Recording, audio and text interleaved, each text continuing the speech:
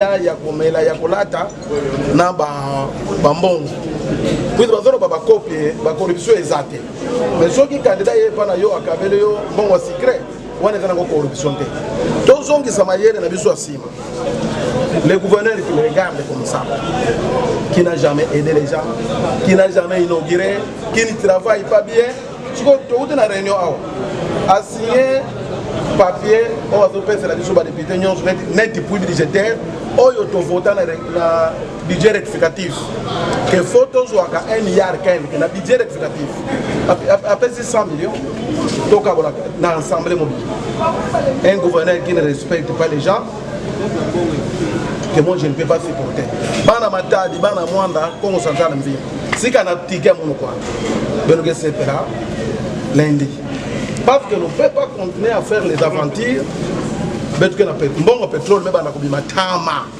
bon pétrole, bon péage, bon il y a des gers cassés. Mais c'est pas aventure qui a continué.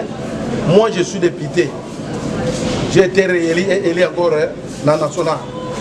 Moi ça la 5 inaugurations. Mais le gouverneur, il y a des salles à inauguration monstre. Il y a quel effet? Qui m'a mon civé, mon dit mon honorable Mvouemba, mais il y a 6 millions. Vraiment, la population nous semble la député, mais tout voir dans excès de table fait. Mais tout voir dans un sentiment fait que mon n'a que Kaboula fait. Il y a que c'est que ça m'a fait. Mon air mouvement d'aka tout quoi d'aka maman PC. On appelle mon ami non. Il y a que voir dans un ami. Il ne fait rire aux gens. Donc avec faire batouté.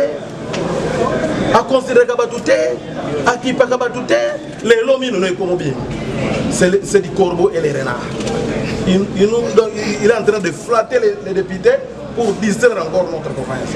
Mais moi je dis, je lance le message à nos collègues députés de respecter les principes Congo, sans être qu'on en toi.